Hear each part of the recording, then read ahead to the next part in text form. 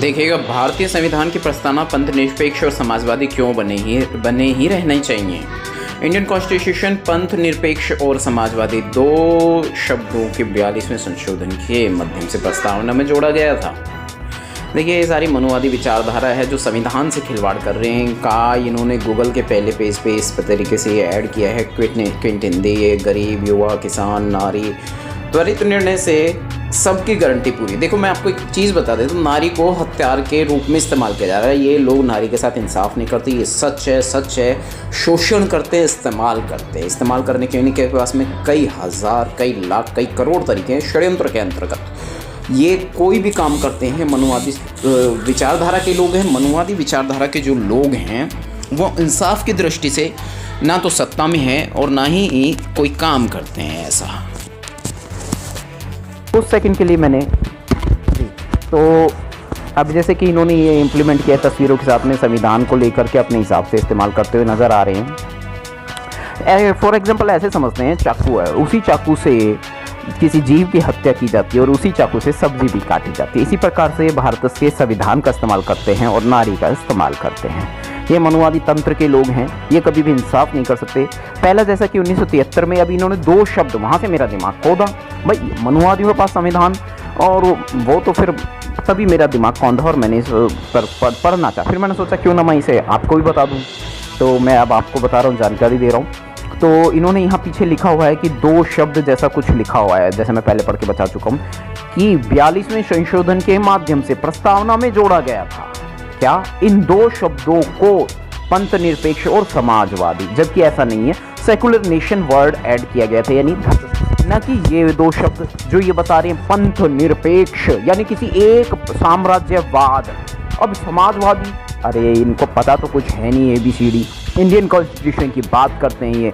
अरे मौलिक अधिकारों का हनन ही नहीं है ना, बेसिक फंडामेंटल राइट्स का जो है हनन ही नहीं है।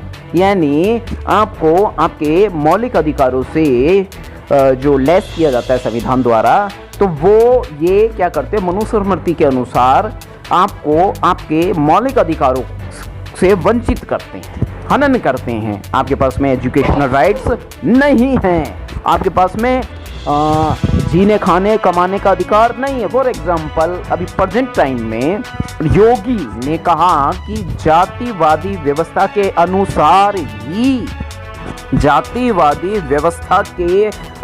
ही लोगों को रोजगार करना चाहिए। 20 साल पहले मेरी भी मनुवाद से जब टक्कर हुई थी, मुझे नहीं पता था, मनुवाद मुझसे खुद आके टकराया था और मनुवाद ने खुद कहा था ये। अब ये मनुवादी टकराना वगैरह वगैरह षड्यंत्रकारी है, आगे वो कुछ भी कर सकता है, हत्याएं कर और करवा सकता है, कुछ भी कर सकता है। मनुवादियों के षड्यंत्र, ये किस्मत पता नहीं किस किस नाम को दे देता है ये।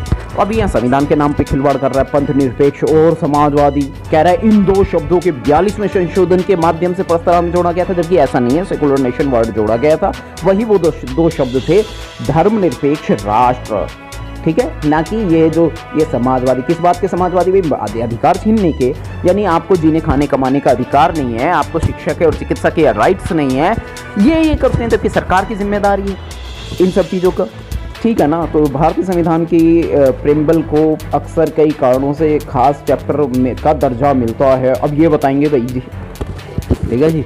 तो पहला, जैसा कि वो ये भी बताएंगे, मीन्स जो क्रिमिनल और क्रूअल लोग हैं, जिन्हें न्याय, कानून, इंसाफ नहीं पता, कॉन्स्टिट्यूशन नहीं पता, वो हमें बताएंगे, समझाएंगे कानून क्या है, संविधान क्या है। एक बार बाबा साहेब के परपौत्र माननीय राजरत्न अंबेडकर जी ने अपने क्रांतिकारी भाषण में एक बात कही थी, और वो यही कही थी कि इन्होंने कहा था कुछ, मेरे को थोड़ा दिमाग से उतर गया, हाँ, कि अब हमें दुबे, चौबे, द्विवेदी, त्रिवेदी ये लोग बताएंगे कि बाबा साहेब क्या चाहते थे, अब हमें ये ब्राह्मणवादी व्यवस्था के लोग बताएंगे। जी हाँ, तो हमारे लोग भी आज भी मनुवाद की जो है चाटुकारिता नहीं छोड़ रहे हैं, मनुवाद की चापलूसी, चमचागिरी नहीं छोड़ रहे, जबकि जरूरत है तख्ता पलट की, परिवर्तन की, EVM की बात करने वाला, EVM को सही कहने वाला कैसे आपके हक अधिकारों की रक्षा कर सकता है। भाई, गुंडे सत्ता में काबिज हो गए हैं, तो स्पष्ट है। अब इनकी एक बात जो है काफ़ी टीस देने वाली है, काफ़ी चिढ़ा देने वाली है, काफ़ी परेशान कर देने वाली है। ये तो ये कभी भी आपके साथ इंसाफ नहीं कर सकते। इनकी जो वास्तविकता है वो यही है। Read full article. भाई साहब इन्होंने आर्टिकल लिखा है संविधान पर, मनुवादियों ने। तो अब ये हमको कह रहे हैं कि संविधान मत पढ़ो, इनका आर्टिकल पढ़ लो भाई, ठीक है जी। तो ये मनुवादी तंत्र के लोग हैं, ये कभी भी इंसाफ नहीं चाहते। भाई वो हिटलर वाली कहानी याद है ना कि पंख उखाड़ लेने, सारे मुर्गे के सारे एक एक करके सारे पंख नोच लिए। अब उसे एक एक दाना डालने लगा। अब वो उसके पैरों के दाएं बाएं मंडराने लगा मुर्गा।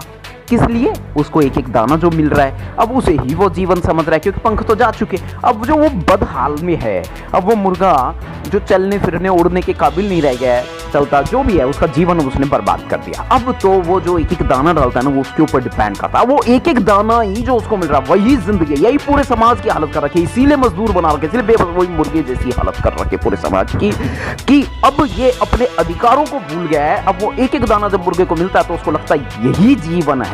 ये हिटलर ने अपनी प्रेस कॉन्फ्रेंस में, अपनी एक सभा में इस उदाहरण को कहा था, जो एक तानाशाह रह चुका है। तो मोदी भी एक तानाशाह से कम नहीं है। SC, ST, OBC माइनॉरिटीज के हक अधिकार को छीन करके अब उसको एक एक टुकड़ा डालता है। तो SC, ST, OBC माइनॉरिटीज को लगता है यही आका है, यही खुदा है, यही जी हजूर है, यही मालिक है, यही हमारे जिंदगी का सर्वे सर्वा है, यही हमारा सब कुछ करेगा, यही हमारा ध्यान रख रहा है। नहीं, उसने आपके अधिकारों को, आपको वंचित कर दिया, आपके अधिकारों से, आपके परिवार को, आपके वंशजों को, आपके बच्चों को।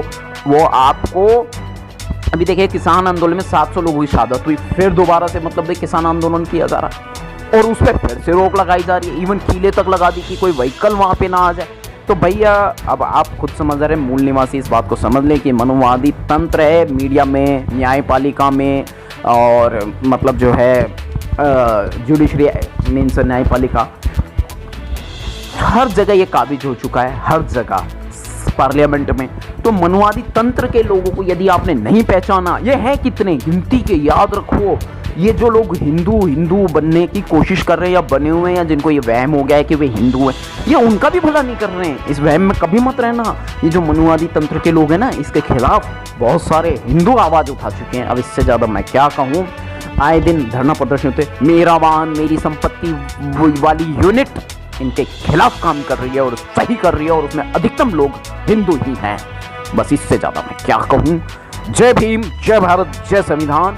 मनुवादी तंत्र ने इस देश को बर्बाद कर दिया है, और इस देश को हिंदू राष्ट्र के नाम पर तबाह बर्बाद कर तुम्हारे हक अधिकारों, तुम्हारी रोजी रोटी, तुम्हारे बच्चे, बीवी, बहू, बेटियां, माँ, बहन, बेटी, शिक्षा, चिकित्सा, व्यापार, कुछ भी सुरक्षित नहीं है, कुछ भी सुरक्षित नहीं है। या RSS के गुंडे EVM के दम पर, इलेक्ट्रॉनिक वोटिंग मशीन के दम पर सत्ता में काबिज हो चुके हैं। और जितने भी इस समय 2024 के लोकसभा के जो चुनाव होने हैं, उससे ध्यान भटकाने के लिए, EVM को सदा निरंतर काबिज रखने के लिए, और 2024 का चुनाव आखिरी घोषित करने के लिए तुम्हारा ध्यान देश के बड़े मुद्दों पर भटकाया जा रहा है। और बड़ी बड़ी प्लांट देश में लगाए गए हैं, जिसमें हम सब व्यथित हो उस ओर बढ़ रहे हैं, और ये चुनाव करके निकल जाएंगे और उसके बाद कभी चुनाव नहीं होंगे। ऐसी खबरें सोशल मीडिया पर वायरल हैं, और ये हकीकत है। मनुवादी तंत्र पूर्णतः इम्प्लीमेंट हो चुका है। इसलिए ये संविधान की नाम पर तुम्हें बेवकूफ बना रहे। एक्चुअल संविधान क्या है? ये आपको अधिकारों की रक्षा करता है, जबकि आपके अधिकार छीनने के नाम पर आपको संविधान, भारतीय न्याय संहिता, तमाम किस्म के प्रोपेगेंडा एजेंडे इन्होंने रच दिए हैं। तो बाकी आप खुद समझदार है, आगे आपकी अपनी मर्जी है। तो लगभग 9 मिनट का ये वीडियो हुआ है।